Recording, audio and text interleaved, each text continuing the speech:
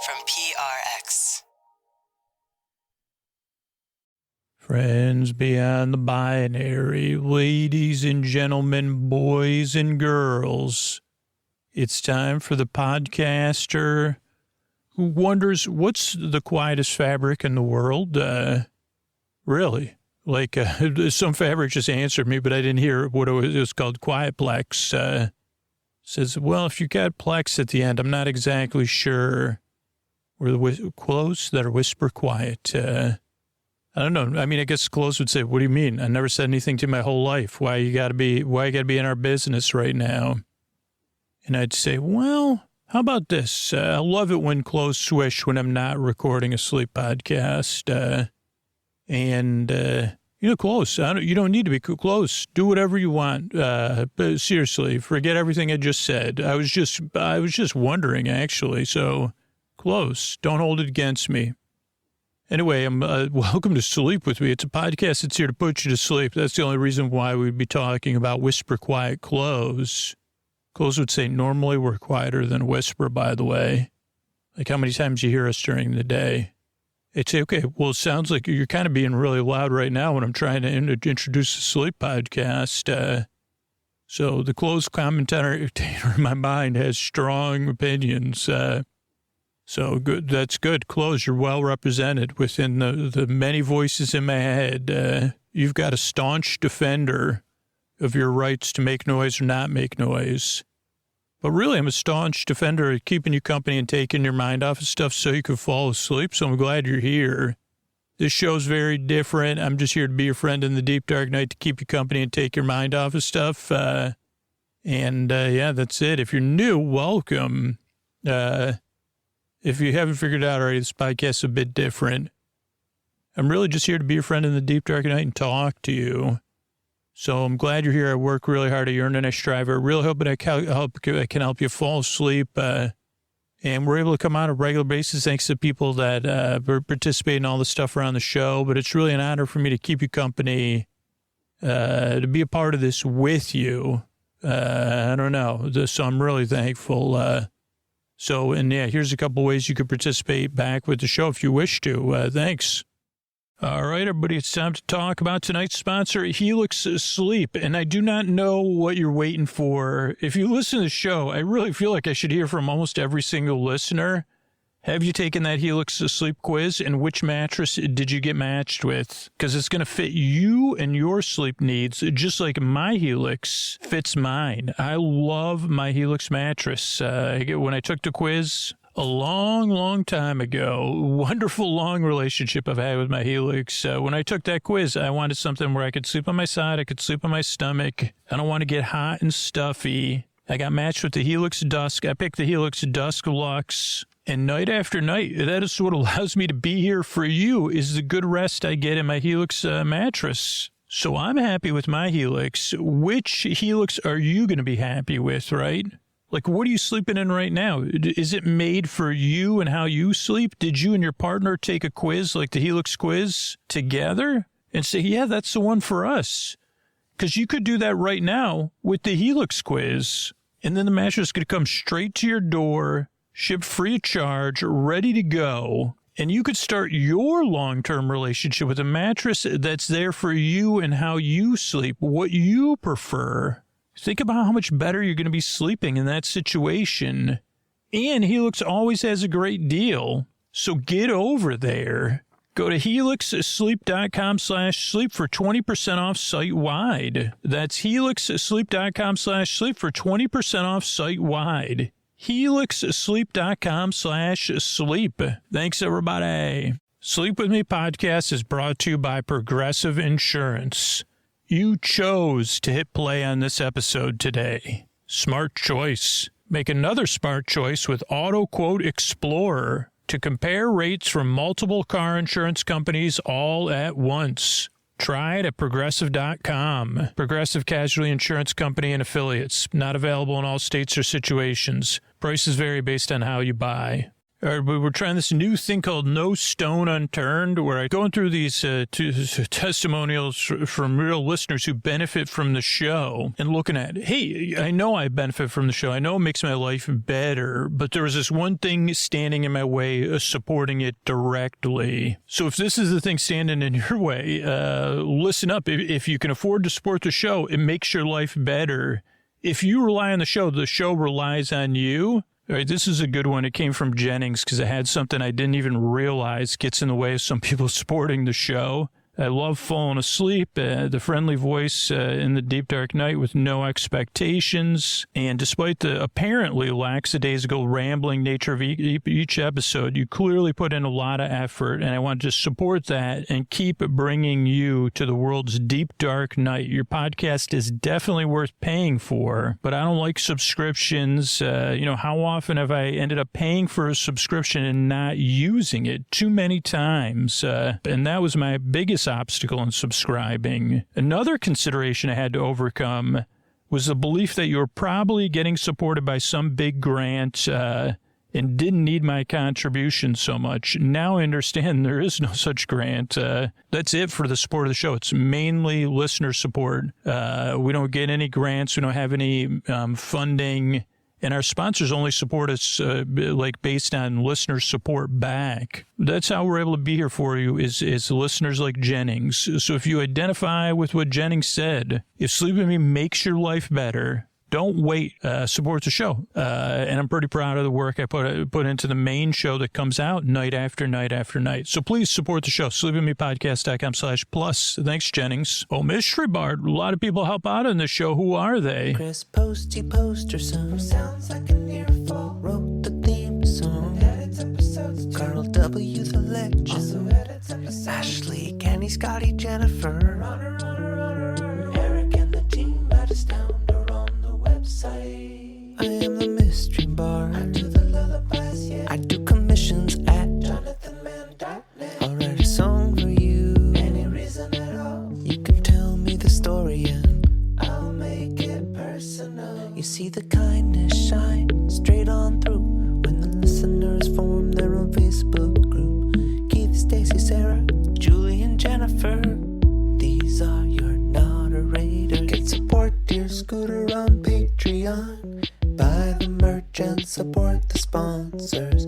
You can find anything you want at sleepwithmepodcast.com. And we're so proud that we could dance. Rusty Biscuit, Lois, Anna like banana. Leah does the transcripts. Thanks, Mystery Bard. And don't forget, the most comfortable way to listen to Sleep With Me is with sleep phones. You can get Sleep With Me merch, Sleep With Me branded sleep phones at sleepwithmepodcast.com/sleep-phones. And use Sleep With Me at checkout to get $5 off your order. The only way you can get the Sleep With Me merch editions is sleepwithmepodcast.com/sleep-phones. Thanks, everybody. What do you say we slow it down and get on with the show? Hey, are you up all night tossing, turning, mind racing, trouble, getting to sleep, trouble staying asleep? Well, welcome. This is Sleep With Me, the podcast that puts you to sleep. We do it the bedtime story. All you need to do is get in bed, turn out the lights, and press play. I'm going to do the rest. What I'm going to attempt to do is create a safe place where you could set aside whatever's keeping you awake. It could be thoughts on your mind that you're thinking about, thoughts about the past, the present, the future, things you're thinking about, things you were thinking about before you went to bed, thoughts that came up, thoughts, holy moly. I mean, a lot of times I'm thinking I didn't even the more I try to be present, the more, I don't know, is this a contradiction or a paradox or the other thing? Like, the more I try to be present, the more I realize I'm not present at all. And I say, holy moly, if this is what mindfulness is, I don't know if I want to know, I'm not kidding either. You say, holy cow. But really, it's been great. I mean, oh boy, great. Oh, holy cow. No, really, mindfulness is great. It is. Causes me to laugh at so many things and be open to it. So truly, it is. Thanks, There's no way to get out of this with grace. So anyway, could be thoughts, could be feelings coming up for you related to those thoughts or feelings that are just there. Feelings also making an appearance, like, ta-da, feelings, yeah, jazz hands. Tonight, while you try to go to sleep, tap dancing feelings right on your bed. Wait a second, did you install a tap dancing floor? It's called a floor, not a tap dancing. Well, it's a floor for tap dancing. Dance floor? You could call it a dance floor. Okay, but did you install a dance floor in my bed right when well, no, it's not it's only for dancing feelings. We're going to be doing 4 to 5 hours of different tap dancing, interpretive dance. You've heard of it before, right? I don't know if I've heard of interpretive tap dance. I mean, I could, like, does that involve, has there ever been interpretive dance class that's in Morse, is it Morse code or Morse code? It's Morse code. Right, I said that, right. I'm not trying to do a bit now. Is it Morse code or Morse code? Correct, it is. So let's just not get into, let's agree to agree. Okay, so you're going to be tap dancing Morse code for me to interpret? No, you don't know Morse code, so we'll just be tapping loudly. You'll be able to figure it out will there be syncopated rhythms? Please don't use vocabulary words you don't know the meaning to about our tap dancing. Well, but can you just answer yes or no? Either way, you would just, you wouldn't know if we were telling the truth. You just like saying syncopated rhythms. I do. I wish I knew what syncopated rhythms were. I've heard someone's tried to explain to me syncopation, and then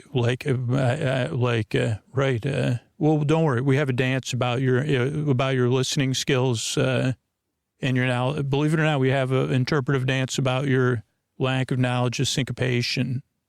Okay, but will that dance contain syncopation? Again, it won't matter. It's about our feelings, about to create feelings in you about, okay, is there any way I know it sounds like you put a lot of work into this, but I'm trying to go to bed and I don't know if I need an entire, first of all, it sounds like you're very inventive. I'm sure there's been other performances of interpretive tap dance, with or without Morse code, with or without Morse code to, get your whole point across. But is there a reason we do it? Well, bedtime's the only time you're paying attention. Okay, well, here's the thing. Like, maybe let's just move that tap dance. My floor is way more comfortable without the dance floor on there. What if you all get comfortable, you interpretive tap dancers within me, and I tell you about this podcast I make because it's kind of, sometimes there's thoughts keeping me up. Sometimes it's feelings. Sometimes it's tap dancing feelings. Sometimes it's physical sensations. Sometimes it's changes in time, temperature, routine. Sometimes it might be a listener that works a different schedule, a different shift, has guests, is traveling, is in the middle of something. And the reason I run through all that is to let everyone know, but particularly particularly you, that like you're not alone.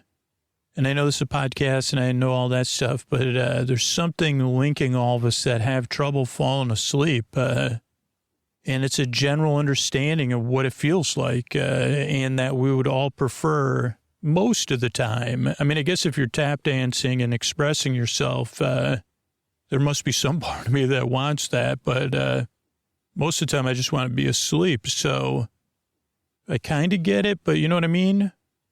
And so I don't know, like sometimes people are like, why do you got to remind me what's keeping me awake? And I say the only reason I remind you is because there's other people out there that get it and feel for you.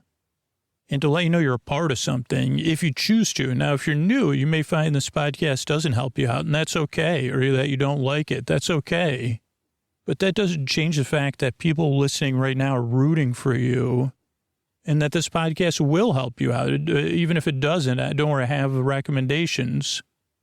And that one day you become a regular listener and say, oh, wow, I found this podcast. It doesn't make any sense. Pretty sure he was talking about interpretive tap dancing and tap dancing in Morse code. I don't know if you knew how to, I mean, he definitely doesn't know how to spell Morse or Morris, but he sounds like a confused guy, this podcaster, but relatable. And then I just fell asleep. I don't know. So I hope the show can help you out. That's why I make it. Because if you have trouble falling asleep, I've been there. And so have a lot of other people that are listening. But I'm here to take your mind off of it. But first, I got to get you to come on in and rest or whatever. At least put your pinky in the door. You know, the old put the pinky in the doorway, not in the door. Obviously, that may have been the worst metaphor to bring up on a sleep podcast.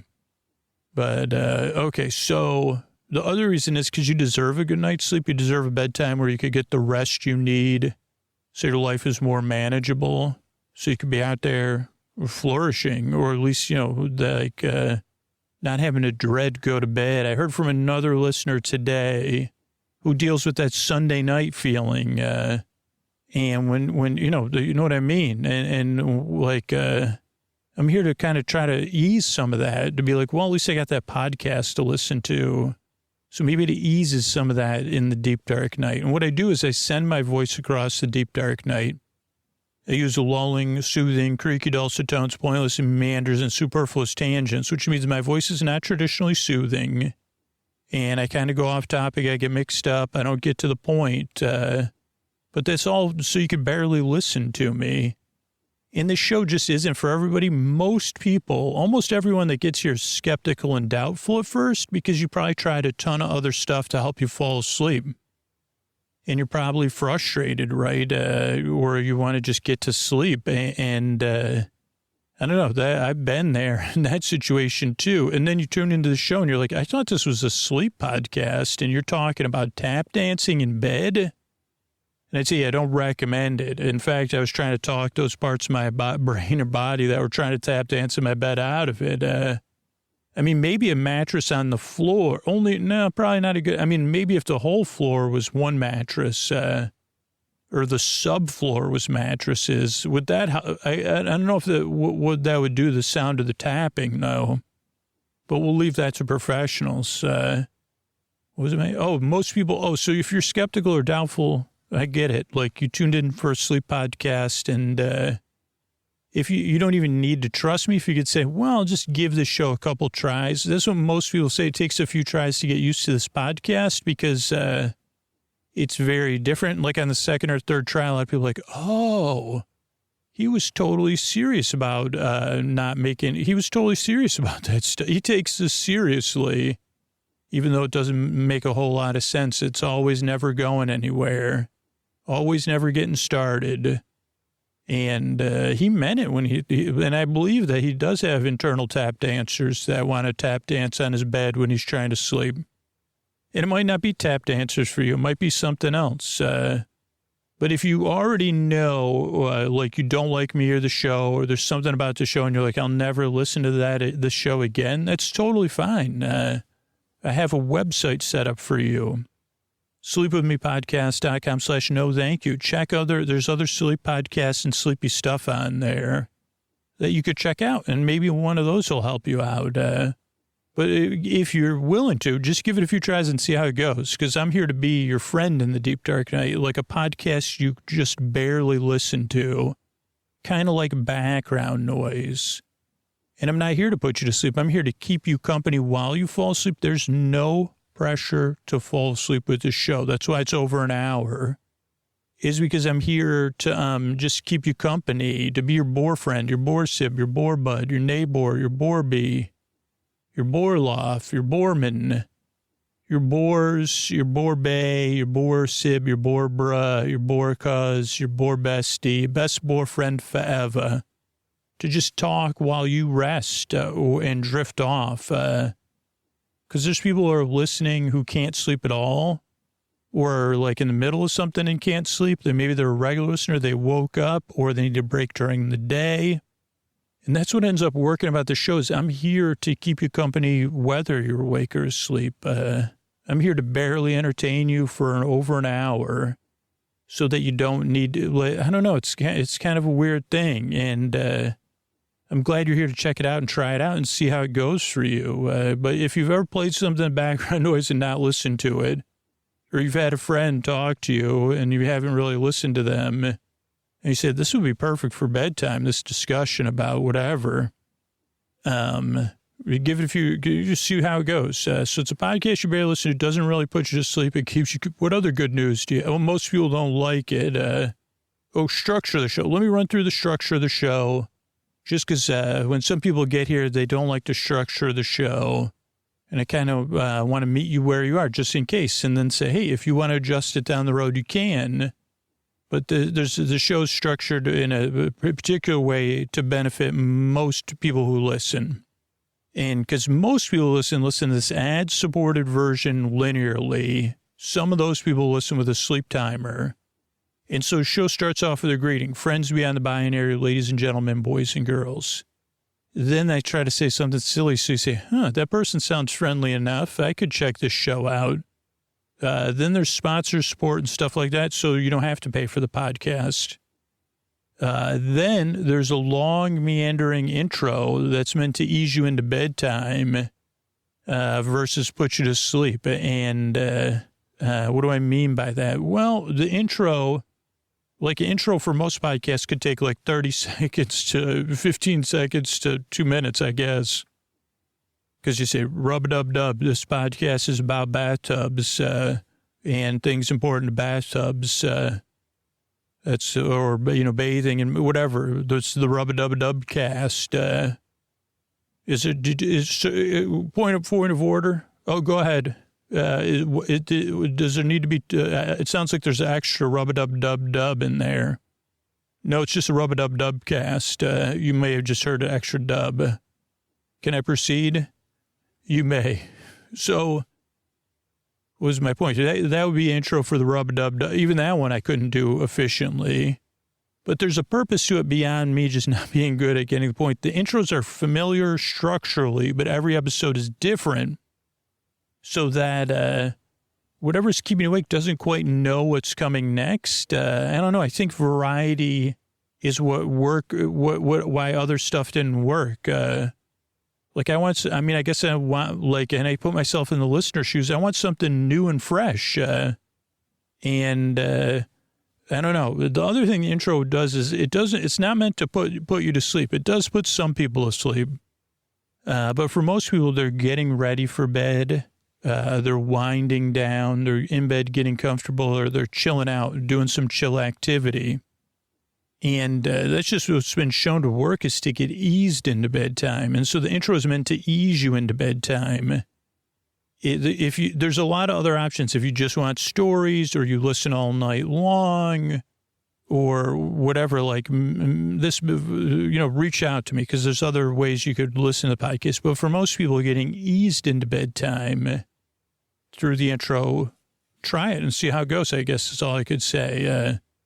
Then there'll be support. Then there'll be our bedtime stories, and there'll be our episodically modular series, Get Besos, Big Farm in the Sky.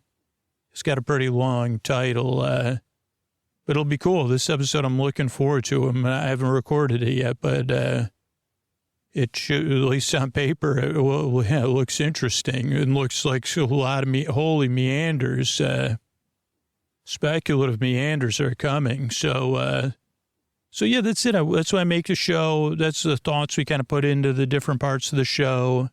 So I'm really glad you're here. We work really hard as a team. We yearn and we strive. Really want to help you fall asleep. So thanks again for coming by. And here's a couple ways we're able to do this for you regularly, twice a week or more. Thanks. Everybody, this is Scoots here. This is a particular message. I'm going to be reading a testimonial from somebody who supports the show directly.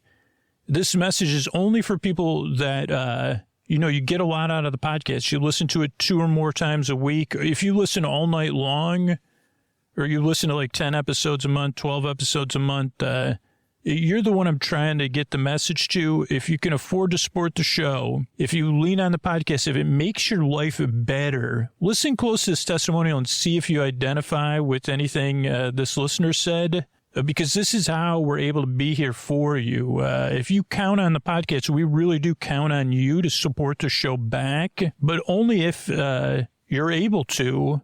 And the podcast makes your life better. If it's a part of your life, I'd love it if you'd be a part of the life of the podcast, because that's how we're able to be here for you. All right, this comes from Sarah, who said, sleep with me helped me get better sleep and get out of my head when I was dealing with a lot of thinking. It's a way more valuable tool in my life than things I pay money for. Plus, I feel like Scooter's a friend in the deep, dark night. I mean, it seems wild, though, to pay for something that's free. Like, really, I could keep using the free version, right? But honestly, I wanted a better experience with story-only shows. I want to be able to skip the intro, not have a change in pace, and I have the singing or the ads. And really, I can tell how much thought and support and personal commitment Scooter makes, and I want to support that. So, yeah, if you identify with what Sarah said, think about supporting the show back. But that's all it comes down to. Is sleeping me a part of your regular life? Does it make your life better? Are you listening to me right now? Are you hearing what I'm saying? And can you do so? Are you willing to support something back that supports you and your well-being? Are you that rebellious to overcome whatever's in the way and say, yeah, this makes my life better. I want it to be here. If that's true for you, don't wait. Support the show right now at sleepwithmepodcast.com/plus. Everybody, Scoots here. Welcome to our episodically modular series. Not Great Britain. It's called Get Besos, Big Farm in the Sky, PI.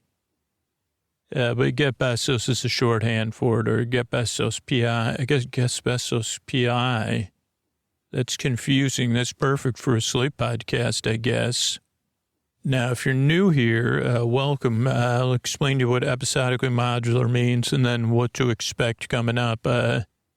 Episodically modular means that you can listen to these episodes in any order. They do have recurring characters, somewhat of a touch of seriality, which offers, I mean, the reason we do a series with recurring characters is a little bit of familiarity helps with the lulling and the confusion.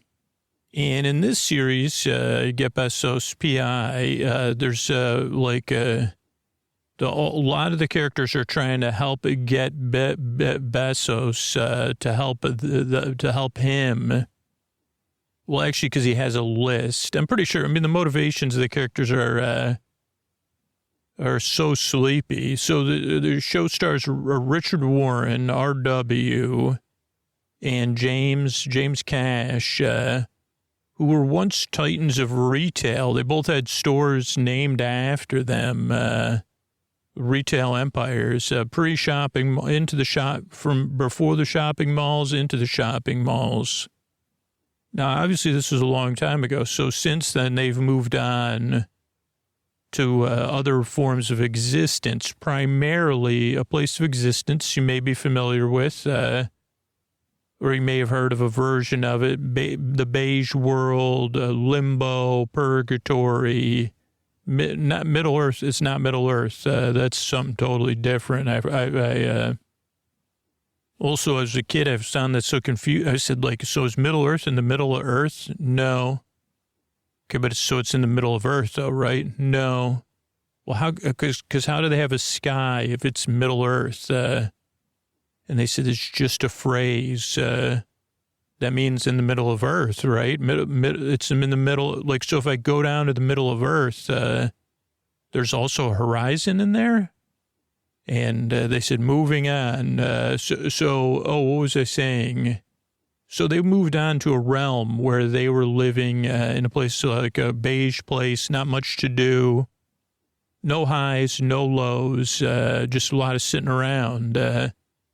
And at some point, Richard Warren said, there's this guy I heard of, Jif. He founded this company on Earth. It put both of our companies, made them irrelevant to shopping malls, almost nearly, not in my opinion, but at least in their opinion, their stores became anchor tenants irrelevant. And this guy, Richard Warren, he wasn't too happy about it. So he said, I think I'm going to head to Earth, sneak out of purgatory and tell this GIF what I think of him ruining our retail empires, our legacy, if you will. I'm going to get him. I'm going to talk to him.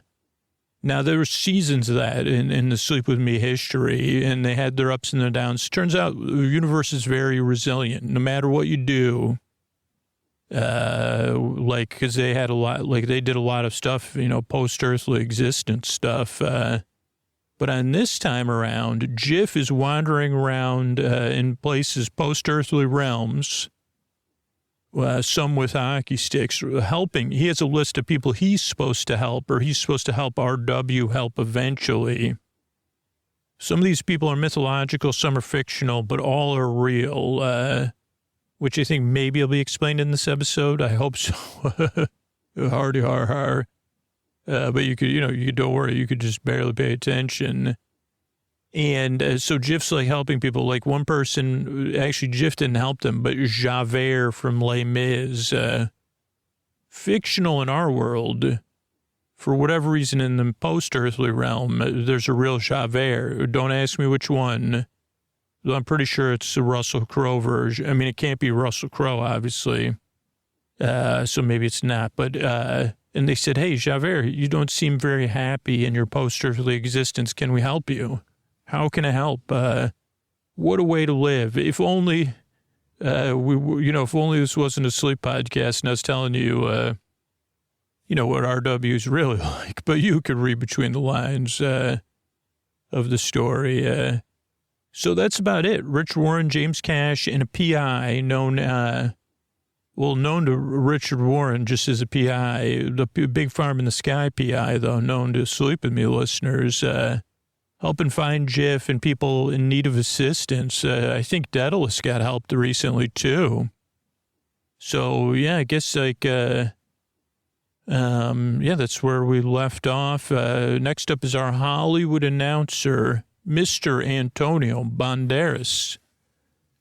So, ladies and gentlemen, so boys and girls, it's time to get Besos Big Farm, Besos PI. Yeah. Thank you, Antonio. We're always thinking of you in the greater Los Angeles area, and thank you. So sorry, I was just doing it. I was just somehow you inhabited me there. Thank you, Scooter. Thank you for thinking of me. Yeah. I like that. Yeah, at the end. So it's Antonio Banderas. He's our Hollywood announcer. Usually I have something snarky to say, but lately, I would say, have I told you lately that I love you, Antonio? And he would look at me and shrug his shoulders. He would probably say to me if he was speaking to me now, he's speaking to me without words, and then it would make me say, like the song More Than Words, not have I told you lately that I love you. But I think he would say something like, I'd prefer it if you did it with actions and not words. Say, yeah. That's my best Antonio Banderas imitation. It's a pale imitation of an amazing man. Thanks, and here's Get Besos Big Farm in the Sky PI. Hey, Diane, it's me checking in. And, when I'm recording this, Diane, it's funny. I don't know what to say, but I don't know, Diane, have you seen DL? Have you seen the creator of Agent Cooper? Just thinking of that, Diane, but better just get the case at hand because, oh boy, Diane, I hope you're sitting down because I'm like I'm not in the greatest of spirits. I'm a bit, I'm here in Florida, or Florida, as they say, and I'm at G and DK's place, and I just did some serious pacing, Diane, because Richard Warren and James showed up at they showed up in Florida. Apparently, they had nowhere to go, so they got a hold of me. James did. He said, also, Well, anyway, I said, okay, well, they said, we got somebody here who needs to rest. He's not ready to travel to realms. And I said, well, what do you want me to do? And they said, don't you know, we know your main sources are in the real world in Florida. And so could you think they could help us? And I said, well, tell me more. It turns out they're traveling in some sort of magical mechanical frog. They're with a cloud-based woman, or a cloud that looks like a woman, or a cloud-based god. I guess it's a woman or a goddess. A cloud that's, anyway, it's too much to process, Diane, even for me. I mean, this isn't even what I'm trying to process. It's RW as usual. So we didn't really have any options. G and DK will say, okay, we'll help this guy. He's just got to lie around. Nice to meet this cloud-based woman. Wow. I mean, they weren't too surprised because we've been in enough adventures before, but really the way this has worked in the past, Diane, is I guess I'm a little jealous because it seems like Richard Warren and James Cash and this cloud woman and this guy that's sleeping are also from my realm, but they have full earth access, which I do not. So I'd like to be there in person to hug G and DK, to see them with I guess it wouldn't be my own eyes anyway, and to intervene on their behalf, to get Richard Warren out of there. I mean, James too, but I'm also there. They're my clients, and it's conflict of interest, Diane. I took on this case, and I guess I'm not feeling the best about it. And I just wanted to record some of this stuff because I got to remember I'm here to help. How can I be of service? Yes, I have my own feelings. I guess I've always assumed, just like everybody else on Earth, I think we've talked about this. I didn't realize I would not leave your humanity. Wherever you go, there you are, even after Earth. You just know a little bit more. Maybe your heart's a little more generous. So we're meeting. This cloud woman seems really nice from what I can hear and gather. I guess part of me wants to, I said, well, I'd like to meet a cloud-based god, whatever. It's some sort of like a goddess. Not that that's the important part, Diane, but just she also sounds very nice. But we're having a meeting, and I figured I'd just record it so that I could, for my own use. So this isn't, for the case. So I'm going to head in to the meeting. Diane, kind of like turning on Zoom, but different. And RW seems like heading up the room. So I'll be back, Diane, or you'll hear, I won't say anything probably. All right, everybody. This is Richie here. And thank you all for gathering. I wish our PI could be here in person, but apparently not possible. I didn't realize PIs were such rule followers, but, whatever. We have to work with what we have to work with. James and I are glad you're all here, and we got a lot of work to do. And so I'm just going to turn it over to James. He's the one who wants to talk to all of you because he's got a lot on his mind. So take it away, James. Richie. Hey, everybody. Thanks, Richie. I didn't realize that I would be the one speaking to all of you. So hello, GDK. I really appreciate you helping out. We're here in Florida unexpectedly, and Nafel and her ex-husband, right? She's taking care of him. He needs to rest here. And apparently we're going to have to connect him with his son, but we're a little ahead of that. So I wanted everybody to speak to you because I guess there's something important I got to talk to you about.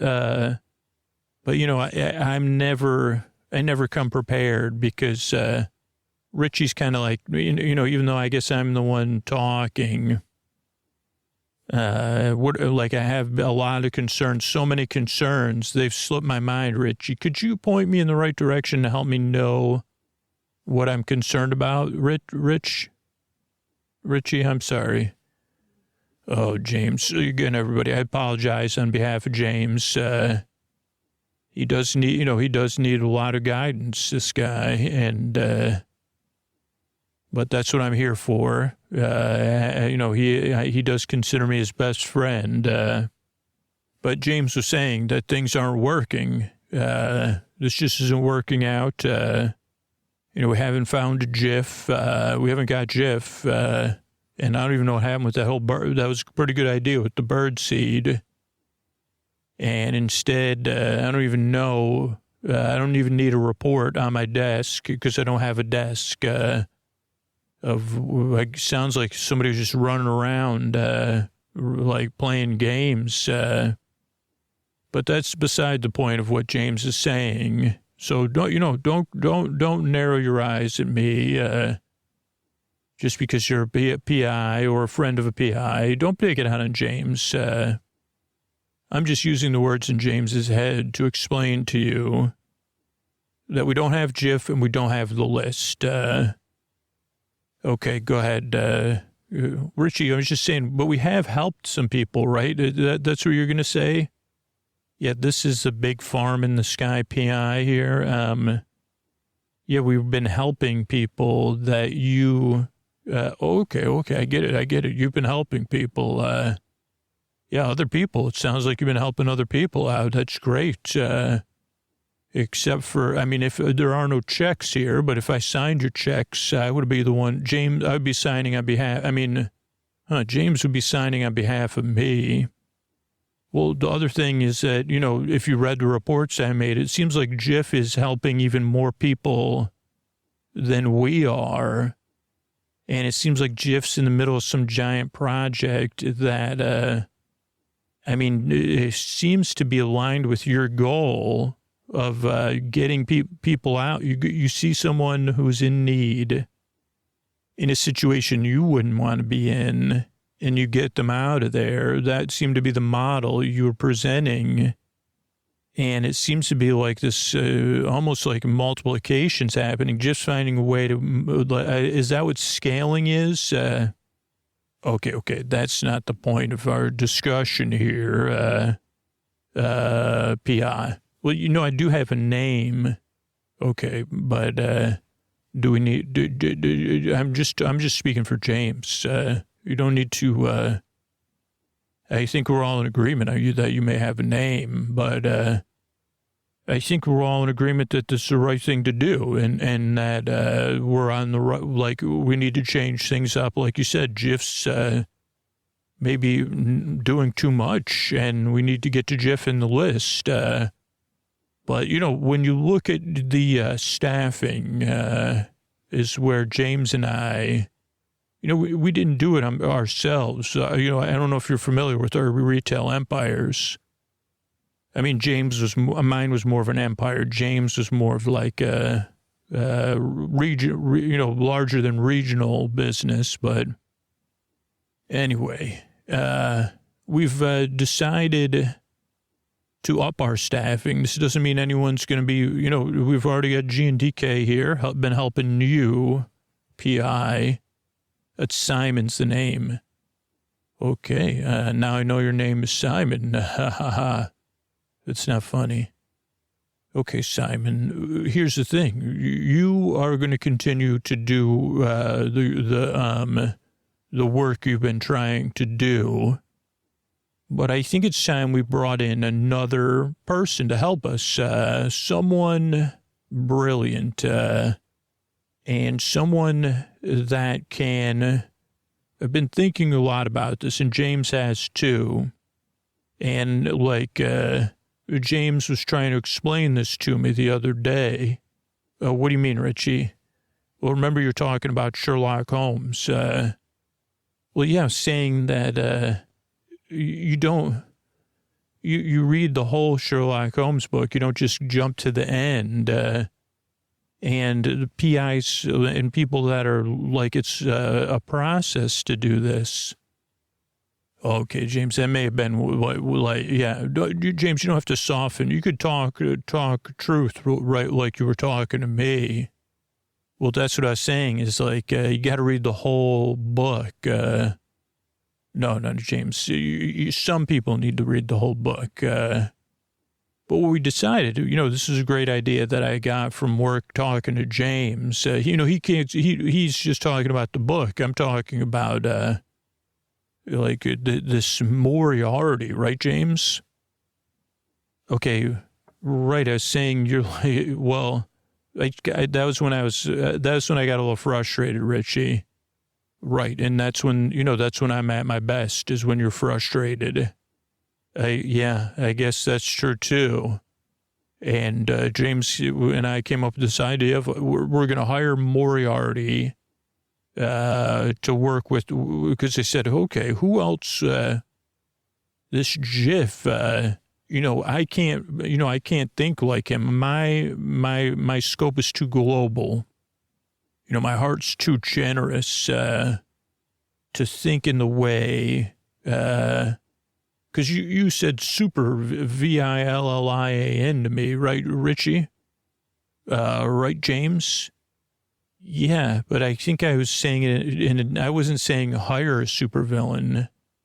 No, yeah, because you didn't realize it at the time that I have to find the good ideas. That's my job. Okay, this is Simon here. Are you saying you're letting me, G, and DK go? Because that's fine. That's great if you're going to cancel our contract. I mean, that would be just fine. No. That's not what I'm saying. I'm saying we're going to, in addition to your services, we're going to find this, not just any Moriarty. James brought it up, and then I said, oh, yeah, the one... he was smarter than that know-it-all Picard. I loved him. And they only had to, not be, Picard reminds me of Jiff, I guess, sometimes. So does Riker, Geordi, Data, Dr. Crusher, Troy. They all seem more like Jiff, limited but that Moriarty, I said, holy moly. James, you remember we watched that, yeah, Richie, that's not Moriarty, though. Oh, James, that was Moriarty. That was the episode, Finding Moriarty. That wasn't the name of the episode. Okay. But anyway, let me just explain to everybody. So Moriarty, you might not know any of the, G and DK, you know the TNG? Okay. So... yeah, Moriarty was just doing his best with his friend, and they were just going to try to be a part of the Enterprise because they were already on there. It wasn't their choice either, by the way. And then Picard and the rest of them said, "Oh no, too smart." That's kind of how I try to work with Jiff, just like this. So anyway, I think we need Moriarty. It's so someone that could figure out where, you know what I'm saying? This is Simon. I'm not. So are you Moriarty or are you Picard? Oh no, I'm kind of like. I'm Picard has I'd be the admiral.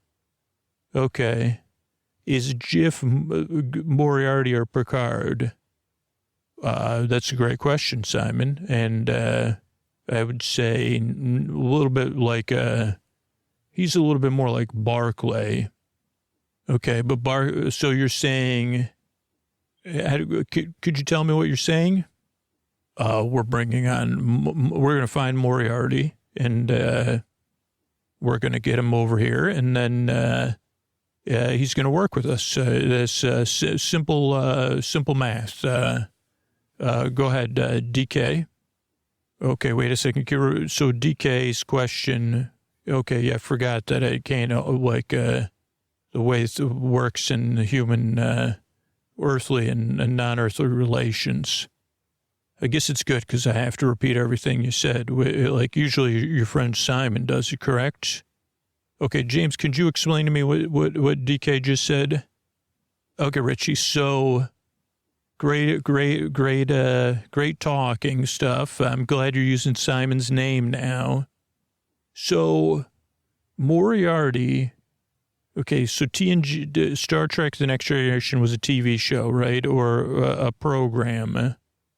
And don't want to get any more into that because I know everything we've been through with other fictional characters. But so Moriarty was a fictional character on a fictional character was how do I explain this?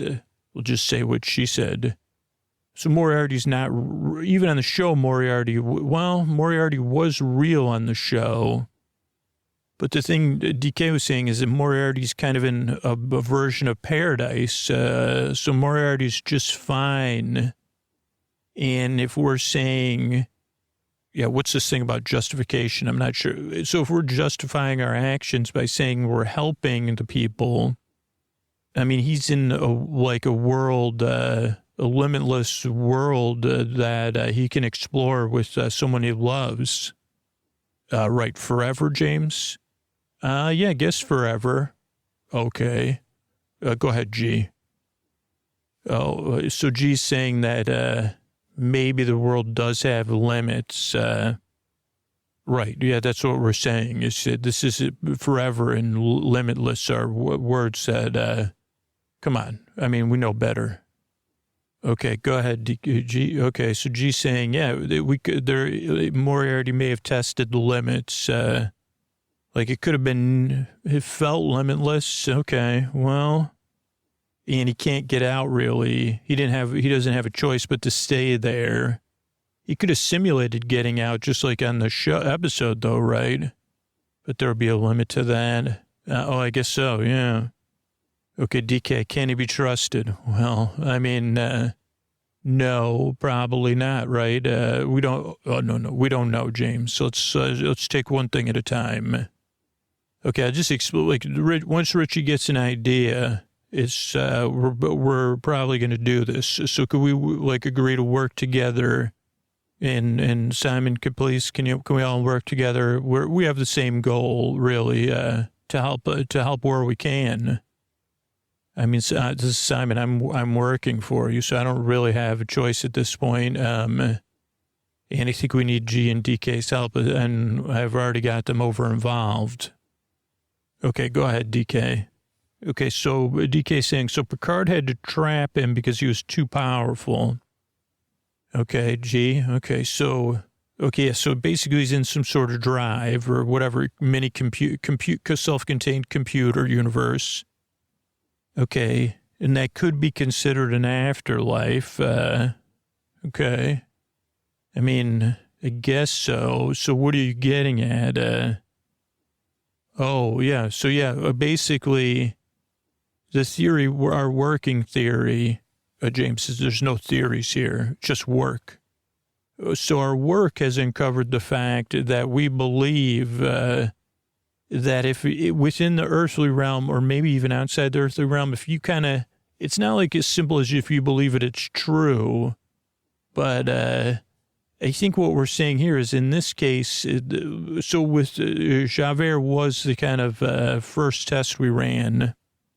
And he was a real, so he was real, yeah. Like whether it was that someone else believed he was real and having a post-earthly life, or that it was us that made him real. He was real. And so at this point, you're saying, so if we're discussing this, like the drive was possibly an afterlife or led to an afterlife, like if the drive stopped working, or I guess, but then it would this is confusing. But if we were to believe that the drive was itself another life, I think we're okay. I guess I get what you two are trying to figure out. And I would say, I don't know, but Richie's going to make sure we find out at this point. Oh, why would I go along with it? Well, now that I'm thinking about it, once you start thinking about it, if it's real, then you say, maybe I do have to help this person out, even Moriarty, because we don't know the situation. But now that we're starting to think about the situation, being stuck on a drive, probably, I mean, especially if the drive could like break, that's not the greatest thing, right? Okay, what's the next? Okay, so we don't know where Moriarty is, though. So, Richie, we don't know where Moriarty is. James, he's in the computer thing. Okay, yeah, but we don't know where the computer thing is. Okay, what, GTK, what do you mean? Okay, oh, yeah, okay, so on the episode, I was on the Enterprise, okay. And, okay, so we could assume it was kept under safekeeping on the Enterprise. Okay. Okay, so that was the Enterprise D. Okay. Okay, so then, oh, wow, I didn't know this. So this wasn't in the episode. Oh, this was years. Okay, so then the Enterprise D made an unscheduled, unplanned, quick landing on Viridian 3. Non-functional landing. Okay. And we don't know after that. That's where, so after the episode, we have no idea where Moriarty is. Okay. So, what are our options? So we have no idea from the end of that. So we don't know what happened after the end of the episode. But you're saying we can make some safe assumptions up until Viridian 3. Okay, so do you understand, Richie? Okay, James. So we could just, like, do we need a CD-ROM? What do you mean? We'll just dial it up. We'll just dial his drive right up. Okay, I think what G and DK are saying, based on what we've experienced so far, is that more like the drive and more, we can't be sure if the drive, like Moriarty and the drive are one almost. Like the afterlife is Moriarty. It's like, I mean, it's kind of like a metaphor in a sense. A metaphor for incompetence is what it is, James.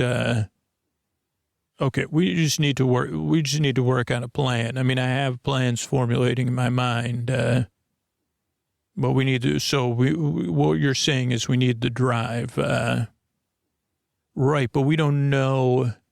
I don't know. This is a form of fiction we haven't got involved in, and then a form of existence that. I mean, I didn't watch anymore. I mean, I'm not quite familiar with. So, James, we got to find Moriarty, and we got to get Moriarty out of the drive. G, DK, James, Simon, why don't you let me take over? GDK, just where's the drive? No, where do you believe the drive is? No, you're talking like that guy with the ears.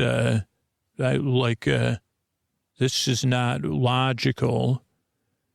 I get it, highly illogical. Thank you. But I just need you to believe with near certainty where the drive is. Then we will go there and get Moriarty.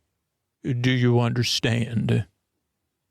What do you mean? No. So let's just say that the two of you agreed in your minds, but you could go in another room and talk about it, then separately come back and believe it, that the drive was just in, right around here.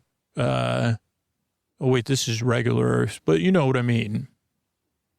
Just imagine that you believe that it's in Skiffy's boat, our friend Skiffy's boat, or in Simon's pocket in the other realm. Then I believe, don't you believe that? What do you laugh? I don't understand what you're laughing about. Okay, Richie, I can explain. Okay, James, explain to me how I can get these two to believe what I want them to believe.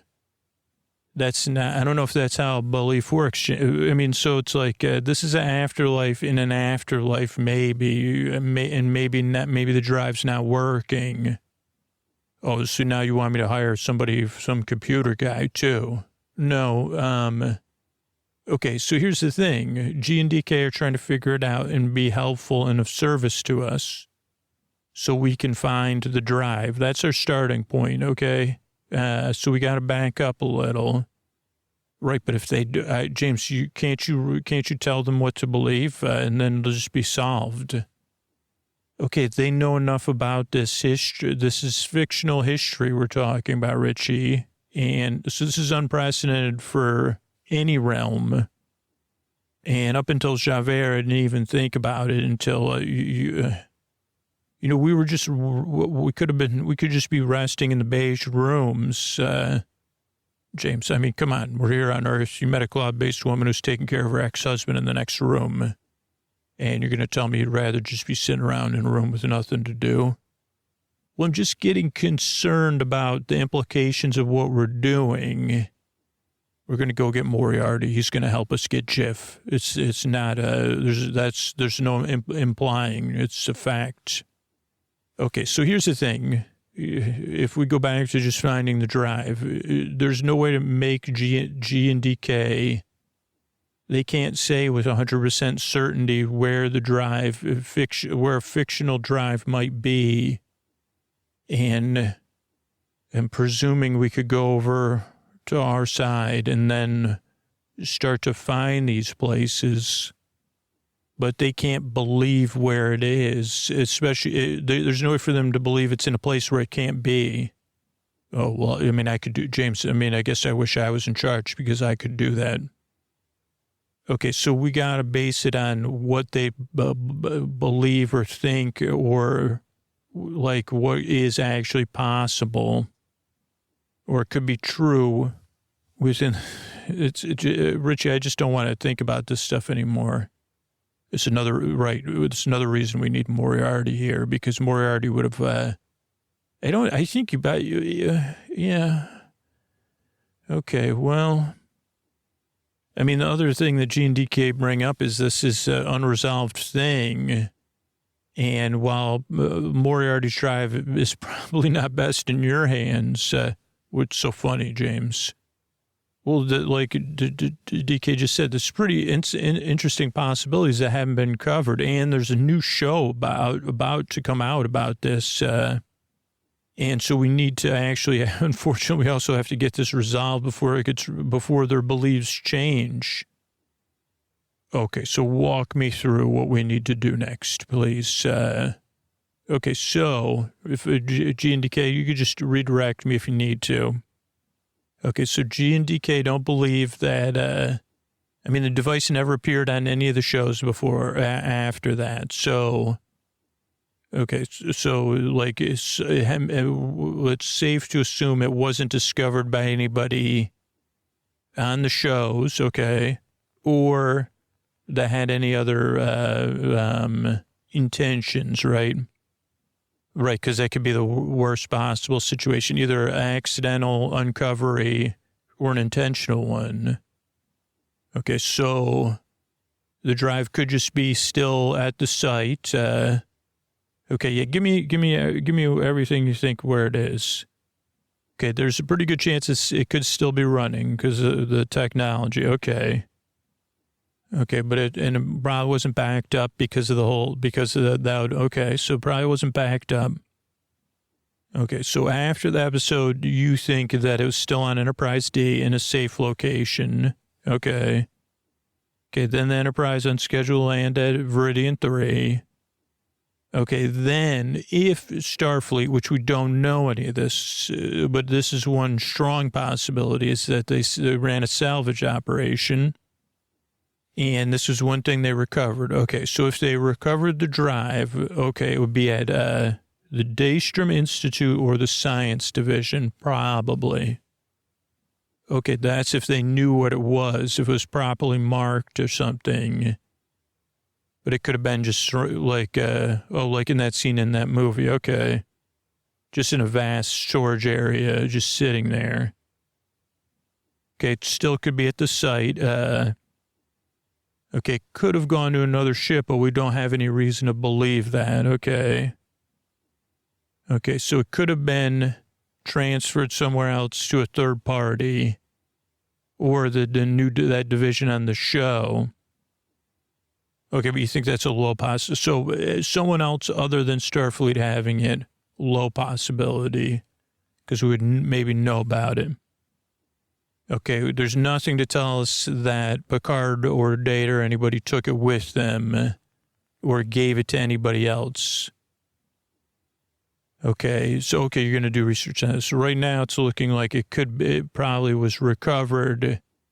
Oh, and then in like the science archives, okay, or some kind of archives or Daystrom or at the site. Okay. Okay, wait a second. Okay, so, wait a second. So, go ahead.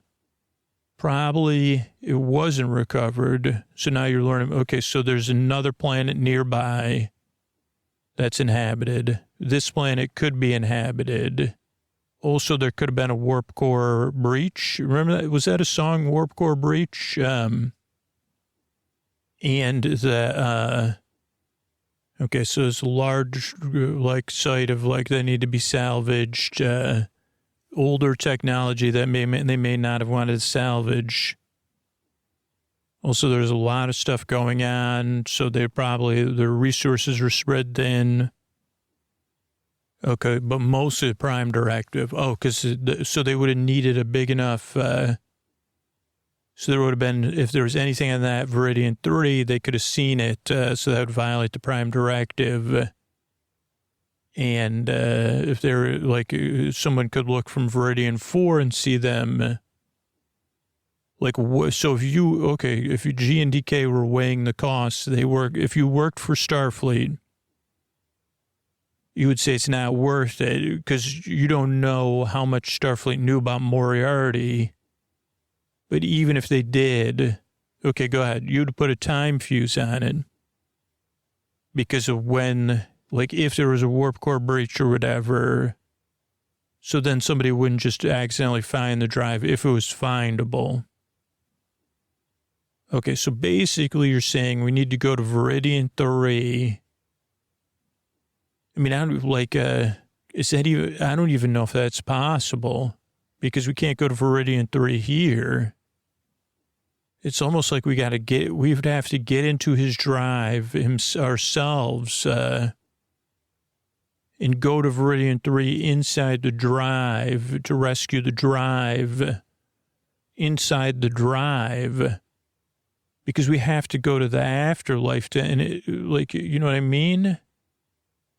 No, Simon, what do you think? Okay, usually I talk to my assistant Diane about these things along with G and DK. Diane, I'm sorry, who's Diane? Diane's back in my home office. Okay. Which she listening somehow? Yeah, I send her, she transcribes everything, all my notes for the cases. Okay. But she knows that this is private. Yeah, she knows it's private. It was all in the contract. Anyway, Diane, we're stumped, Diane. And usually when we're stumped, we could sit quietly, or we could go get, buy ourselves a piece of pie, buy ourselves a present every day. That's what Agent Cooper would have said. But I'm no Agent Cooper, Diane. But I do know, I guess we've got to find the drive, and I guess I kind of believe what you're saying, James. I don't know, I guess in some sense, too, the more you were talking, the more I was thinking and more G and DK seem interested in this, that, this doesn't seem like a great idea. If this thing's sitting around somewhere, then maybe somebody could find it, and this Moriarty does seem complicated. It does seem like they tried to give him a nice place to live forever, but then what G and DK are saying is like there's still going to be limits to that. And I think, Mr. Richie, that your whole thing is that he didn't say, I mean, he kind of agreed. I've never seen the episode, but What if he didn't have a chance to change his mind? And isn't that your whole thing, is that you shouldn't have to roll a boulder up a hill forever? So I guess we should help him out and everyone else out. Like, just like I'm trying to work with someone that's really hard to work with and they're grouchy and they make a lot, like, it sounds like it must be Richie, it must be what it's like for you working with me, right? Oh boy, is it difficult. You're right about that. Yeah, because I always am asking so many questions. I'm so moody, right, Diane? And I don't always make a lot of sense. So it is hard for you to be my client. It is. Thank you for finally understanding that, Simon. I'm happy to use your name now that you understand how difficult you are to work with. And I don't even know what my point was, Diane, other than just because Moriarty might be difficult to work with, and we may have to come up with some strategies, doesn't mean we shouldn't try to figure out how to help him. I'm just not sure I'm ready for the idea of, like, the other things we've done have occurred in a sensible place. So we have to figure out where we need to go, like James said, to get to the place where we could get to this place. So I guess we're going to have to think about it. And if we open that door, we can see the cloud-based woman's singing gently. But we can't hear her because it's a cloud-based song to her ex-husband as he rests there. And G and DK are kind of helping tidy up the room. So I guess it's as good a time as any to rest, and then we'll head off to, I guess we'll try to figure out how to head off to Viridian 3 and see what's next. Oh, go ahead. I think we should split up, but yeah, we'll figure it out. So I guess, yeah, we'll figure it out soon, Diane. So I'm going to rest. Everybody else is going to rest. And we'll be back soon. Thanks and good night, Diane. Everybody, this is Scoots with a Tuck You In message from someone who supports the show. And here's what it comes down to. If you're listening to me right now, do you listen to Sleep With Me on a regular basis? If the answer is no, don't worry about anything I'm going to say after this. Can you afford to support the show back at like $10, 27, 10, $20 a month? If it's no, or if you don't have something like a subscription, you say, do I even use that? And that costs like $10 a month. I could be giving that to Sleep With Me. That makes my life better. But that's all it comes down to. Like, do you listen to Sleep With Me on a regular basis? Do you listen all night? If you listen all night, it can't be more critical that I get your attention. But yeah, if you listen to 2, 3, 4 episodes a week, like 10 episodes a month, the podcast actually makes your life better, and you count on the podcast.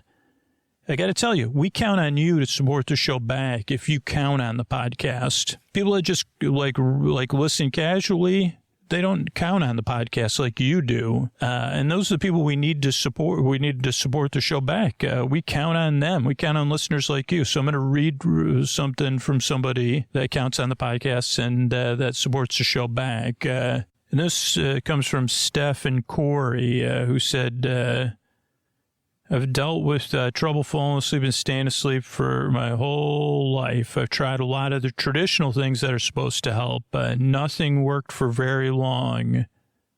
I found Sleep With Me at 1 a.m. when I was desperately searching for something new, and it clicked. I started supporting the show a week later, and I supported the show ever since, and it's still putting me to sleep. And like the biggest obstacle to me signing up was I was a little worried, like everything else, that the show wouldn't work for me. There was the ad-supported version that worked just fine. It felt a little weird to pay for something you don't really listen to. But then I realized that's the point. If I'm not really listening, then it's doing its job, which is worth paying for. Holy cow. That's a great answer. I never even thought about that as an obstacle. So it's another thing I'm learning. Like, why would I pay for something that I benefit from but I don't listen to? So thank you so much, Steph and Corey. If you identify, sign up at sleepwithmepodcast.com/plus. Can't do it without you, but I don't want to do it. Like, if I couldn't bore you to sleep, especially those of you that need the show the most, wouldn't like that's what makes the work magical for this podcast. So thanks